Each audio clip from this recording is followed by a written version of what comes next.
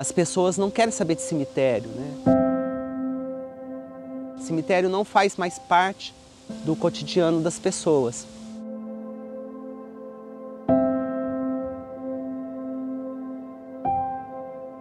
As pessoas querem simplificar esse sentido da morte.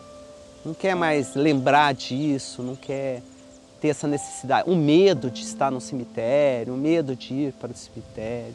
Não faz mais parte da vida da pessoa contemporânea e moderna.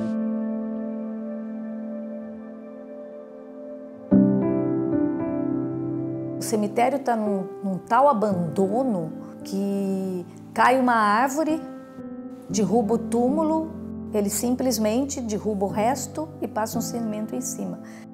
Túmulos de mármore, sendo colocado tudo como entulho. As famílias são responsáveis por esses túmulos. Elas deveriam estar vindo aqui, colaborando, limpando, restaurando, porque aí fica muito mais fácil para a municipalidade. Essa interface entre família e Estado não ocorre. O Estado também não faz a parte dele na hora de uma fiscalização, por exemplo, como esses N roubos, furtos que a gente vê, vandalismo dentro do cemitério. Então a manutenção, ela é realmente um sério problema, porque nós não teremos essas obras nos próximos 20 anos.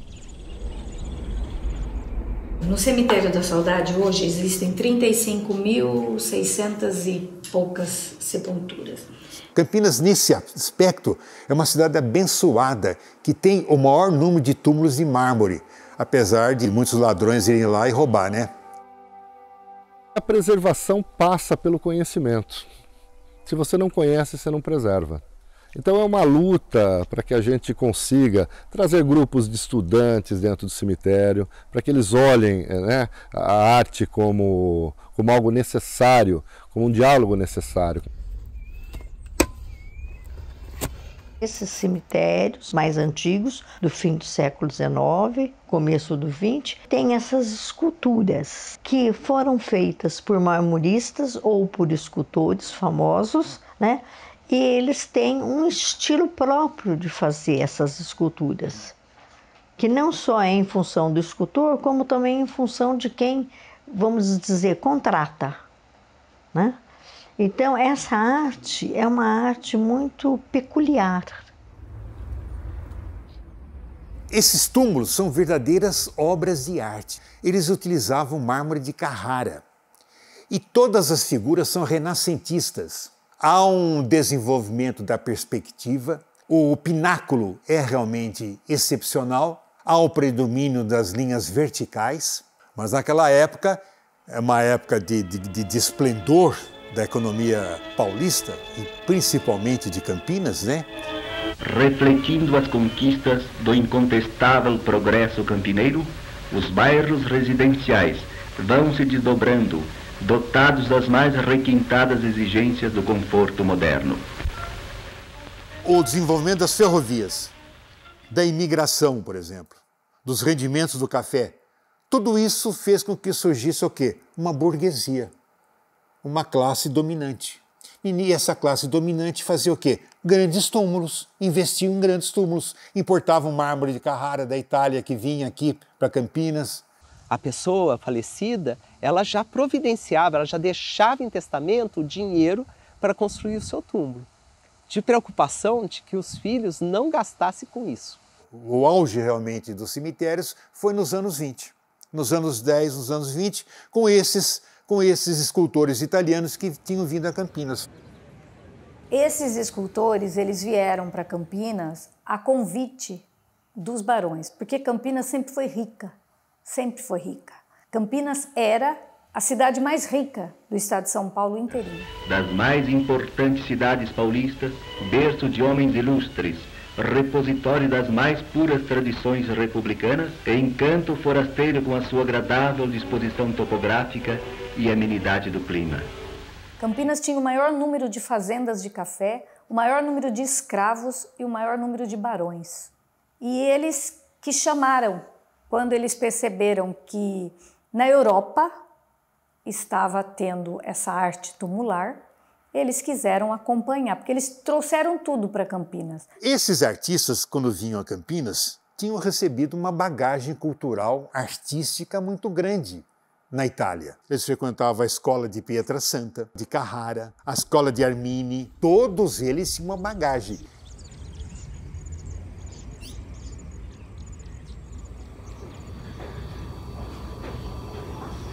Ele apresentava o trabalho e o cara dizia assim, bom, seu Puchet, parece que o senhor viu o que eu estava pensando, não é possível uma coisa tão... Ele não perdia um serviço. Vocês não podem imaginar uma obra dessa como era feita. Não existia ferramenta com diamante, que tem um poder de corte grande. Era tudo na talhadeira, na broca de ferro. Existia uma ferramenta de escultor que era violino. O que era o violino? Ele punha uma broca enrolada num barbante e um arco. Ele puxava o arco e aquilo ia virando, fazendo os furos para dar as profundidades, para depois tirar com a talhadeira e esculpir. Assim que o escultor segurava o violino e um expert puxava a cordinha. Se essa pessoa tremesse ou fizesse alguma coisa, a escultura estava perdida. Ela chama-se violino porque ela tem o som do violino quando cortava o mármore.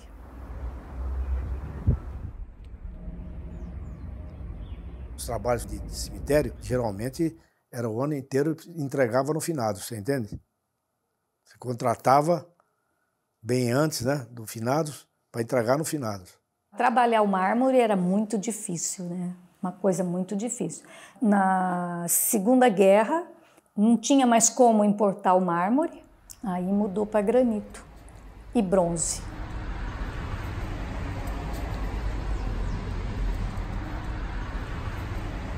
Houve um certo momento bacana, isso nós pegamos aqui. Essas pessoas mais proeminentes, mais ricas, quando o camarada morria, mandava tirar uma máscara de cera. Isso já era para baratear a coisa.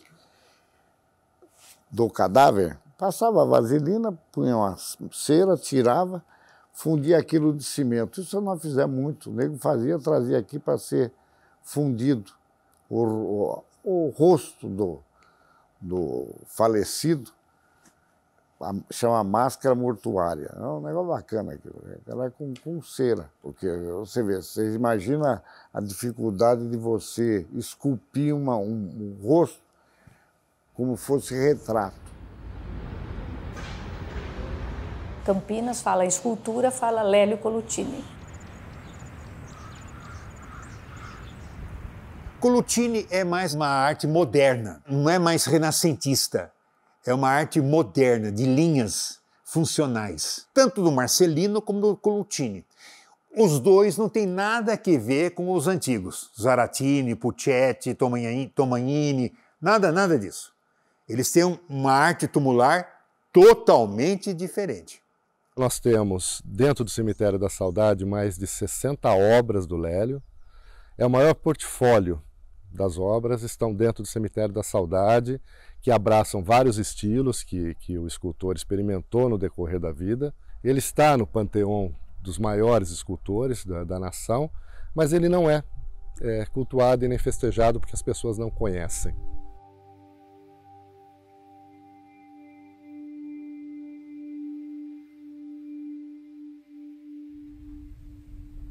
Quando eu ia em Campinas, nosso passeio principal era lá no Cemitério das Saudades, que tinha muita obra de arte dele. Porque meu avô, o pai dele, tinha uma marmoraria. Então, quando encomendavam aquelas peças de mármore para seus túmulos, e encomendavam para o meu avô o mármore e para o meu pai as esculturas. Meu pai que fez essa peça, do Lélio Colucini, e é bem simples, porque é um coração e ele transformou num casal se beijando. Ele tem túmulos que ele fez de mármore, mas ele tem uma grande maioria de bronze e granito. Vinha uma ideia para ele fazia assim um croquisinho rápido, depois ele desenvolvia no desenho e aí fazia a obra. Ele fazia em argila, né? Que é o que a gente inicia na argila e depois manda fundir. A paixão pela arte para o meu pai estava em primeiro lugar, né? Ele passava horas e horas no seu ateliê. A expressão de uma mãe sustentando o filho que está morto. Todo escultor, quando ele está fazendo uma peça grande, que a peça grande é uma peça demorada, ele não faz isso de uma hora para outra, você entende? Isso leva muito tempo, até às vezes meses até, né? Mas acontece o seguinte, em momentos que ele fica cansado, ele tem que se distrair, ele faz isso. Essas peças pequenas são feitas assim.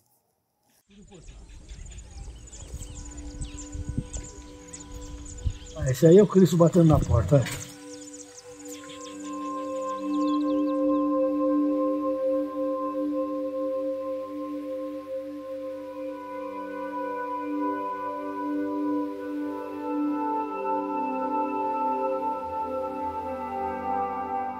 A maioria das pessoas que moram em Campinas, mesmo os campineiros, eles não conhecem a história, não sabem como o cemitério chegou lá. E até o século XIX, as pessoas eram enterradas dentro das igrejas. Então, os mortos, vamos dizer, pertenciam à igreja. E no Brasil havia um predomínio da igreja católica, de uma maneira geral eles eram enterrados nas igrejas católicas. É a primeira república que determina então que tem que se criar cemitérios secularizados, que é esses cemitérios que você enterra todas as pessoas, independente da religião. Barreto Lema, quando chegou a Campinas, em 1739, que era um povoado, Campinas do Mato Grosso, porque aqui havia muita floresta, Mato Grosso, e as pessoas eram enterradas em Jundiaí. Aí o povoado cresceu, tornou-se vila em 1797, aí eles começaram a construir os primeiros cemitérios. Por exemplo, o cemitério público, que era da estação, onde está a estação ferroviária hoje, da Paulista, Mogiana. Depois, na região do Fundão, eles começaram a construir os cemitérios dos protestantes e o cemitério da Irmandade, que depois virou o quê? Cemitério da Saudade. No tempo da febre amarela, a coisa era assim, assustadora, morria 500, 400, era um negócio sério. E nesse momento houve a necessidade em Campinas de se construir um cemitério. Então esse cemitério da Saudade era uma coisa monumental, enorme, na extensão territorial. Depois tinha o bonde, eles fizeram o bonde para levar as pessoas para lá. Então a cidade foi se achegando próximo ao cemitério, porque a cidade foi crescendo. De tanto medo que eles tinham, que eles iam levando o cemitério cada vez para mais longe, para mais longe, para mais longe, onde não tinha ninguém, não tinha gente. Hoje o cemitério praticamente está no centro da cidade. O Cemitério da Saudade, ou o antigo cemitério do Fundão, ele é composto, basicamente, um portal por uma grande avenida.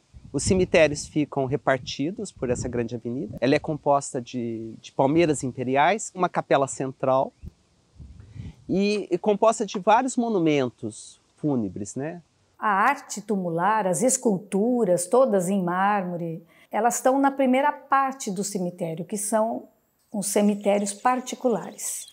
Eles estão dentro do cemitério municipal hoje, mas eles são particulares. E o cemitério municipal propriamente dito é a partir da capela do Ferreira Penteado. O que chama mais atenção dos monumentos assim, é o cemitério do Santíssimo, que parece uma caverna de estalagmite. Ela vai com tumbas na vertical, é onde a gente está, né, nesse conjunto, de mármore Carrara. E a avenida também, ela tem um conjunto de monumentos de barões, de condes, de marqueses. Toda a nobiliarquia campineira está distribuída nessa avenida de entrada, o que eu considero para a Cidade dos Vivos uma espécie de Avenida Francisco Glicério.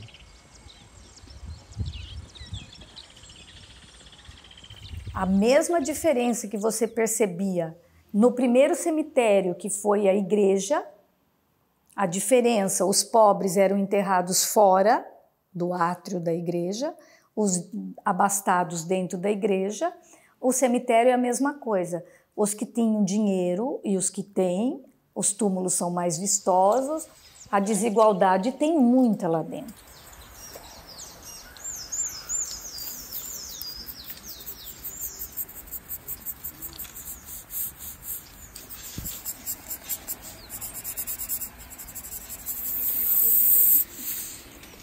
Eu achei que era boa ideia matar a aula.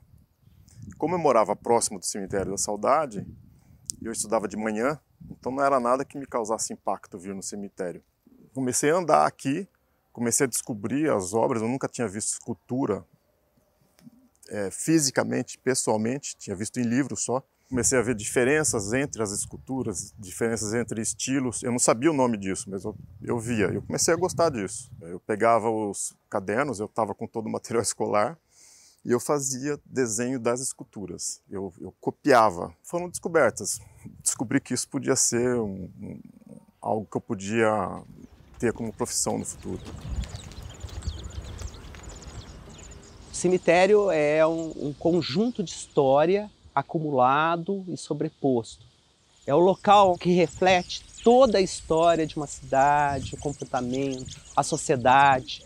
É um espectro dessa cidade dos vivos. Ele cola todo esse passado. Ele é um reflexo desse próprio presente. Ele é o depositário de toda uma memória de uma civilização. E os cemitérios, eles eram espaços de convivência no passado. As pessoas faziam piquenique dentro do cemitério. O cemitério era um local para você ver e ser visto. Uma mulher que ficava viúva, ela podia frequentar durante o primeiro ano 2 lugares apenas, que era a missa e era o cemitério.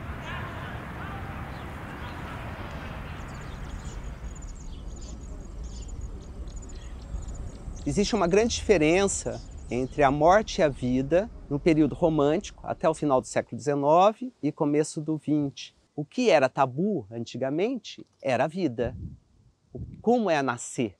Nascer é um grande mistério, principalmente para as crianças. Agora, a morte não. A morte era uma coisa habitual, era uma situação doméstica.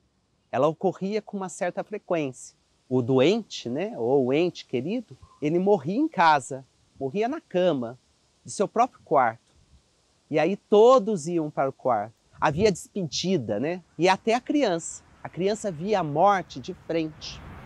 Eles faziam foto das pessoas nos túmulos. Tinha fotógrafo para fotografar o defunto no caixão. Antes de sair o cortejo, fotografava. Se era criança, a mãe colocava bonequinha de pano junto com a criança, punha o irmão vivo do lado para tirar uma fotografia junto com a irmã que estava no caixão. Então eles tinham assim, não vou dizer assim uma coisa, parece uma coisa mórbida, né? Mas não chega a tanto, né? Porque eles faziam tudo dentro do que era bonito. Depois eles eram velados dentro de casa, sobre a mesa, né? A mesa de jantar, a mesa que come, o que se inverte totalmente após as grandes guerras. A morte vira um tabu, no sentido de que as pessoas não morrem mais em casa. A sociedade contemporânea deixa o ritual da morte de lado, né? Isso é muito sério, porque se você não elabora a dor, o sofrimento da perda de um parente de um jeito, você vai depois elaborar de outro. Hoje existe uma cultura de que você tem que ser feliz 24 horas por dia. E a morte não é alegria 24 horas por dia, concorda? Então você tem que elaborar essa dor e hoje em dia a sociedade não deixa. Então é muito comum. Não, vamos fazer tudo rapidinho, vamos acabar logo com isso, tá bom? Depois, mais adiante, esses familiares acabam ficando doentes, porque não elaboraram a morte, não expressaram aquela dor que eles sentiram, entendeu? A gente está em pleno horário do cemitério, não tem ninguém. Para uma cidade desse tamanho, agora você imagina esse cemitério há uns 50 anos atrás. Deve ser uma loucura. Todo mundo frequentando.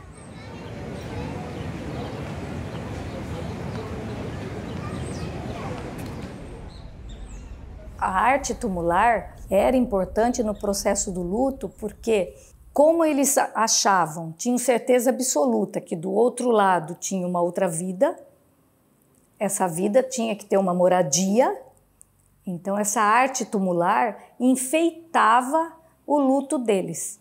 Eles ficavam de preto, a viúva ficava de preto 30 dias, mas ela ia lá. Aquilo dava uma alegria para ela, porque ela tinha certeza que aquele anjo que estava em cima do túmulo do marido, ou da filha, ou de quem fosse, era um anjo significando que ela estava no paraíso. Então aquilo era um alento para o luto dela.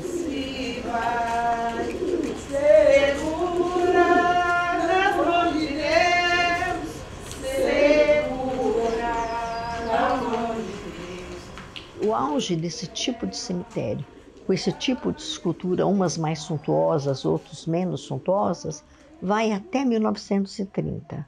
Depois, existe uma outra maneira de pensar a morte. Os túmulos passam a ser bem simples. Começa a surgir o cemitério-parque, e aí o cemitério-parque não mais investe na escultura. Existe também uma crise do material e crise na profissão do artesão. Tudo isso contribui para ir mudando aos poucos. Hoje você vê o túmulo é uma laje e a parte importante são os carneiros. Está embaixo que é onde você vai enterrar. Hoje não tem mais assim projeto do túmulo. Arte tumular acho que ninguém mais faz, porque é um absurdo de caro você fazer um túmulo de granito hoje. Para você fazer, o da minha mãe está quebrada, da família da minha mãe, a gente foi ver, o cara pediu 50 mil reais para arrumar o granito. Essa, vamos dizer, evolução artística, entre aspas, foi sendo engolido pela solução arquitetônica para conseguir suprir o movimento funerário.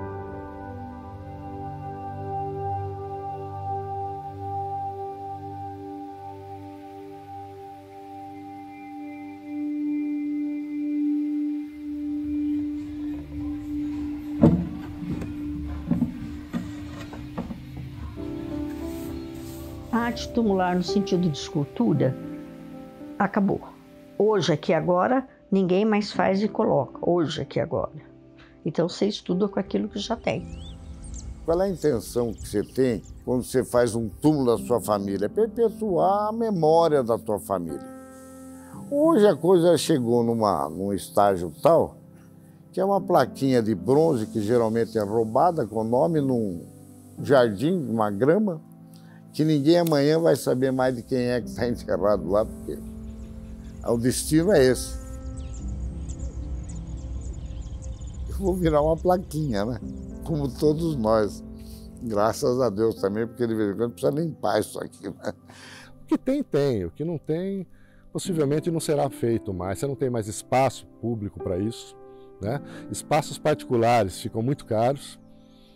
E eu acho que a sociedade vai repensando o modo de dar um destino para os despojos. Está todo mundo optando pela cremação mais fácil, né? E está ficando cada vez mais barato. Eu, particularmente, tenho dificuldade, porque aí, quando se lembra da pessoa, você não tem aonde ir para prestar uma homenagem àquela pessoa, né? Porque joga cinza, né? No mar, na árvore, sei lá onde. Então, eu acho que aí é um princípio de perda de memória, sim. Isso aqui é uma herança. É uma herança que o passado nos colocou. Então a gente agora é responsável por essa herança. Será que a gente vai conseguir deixar para os próximos? E em que estado?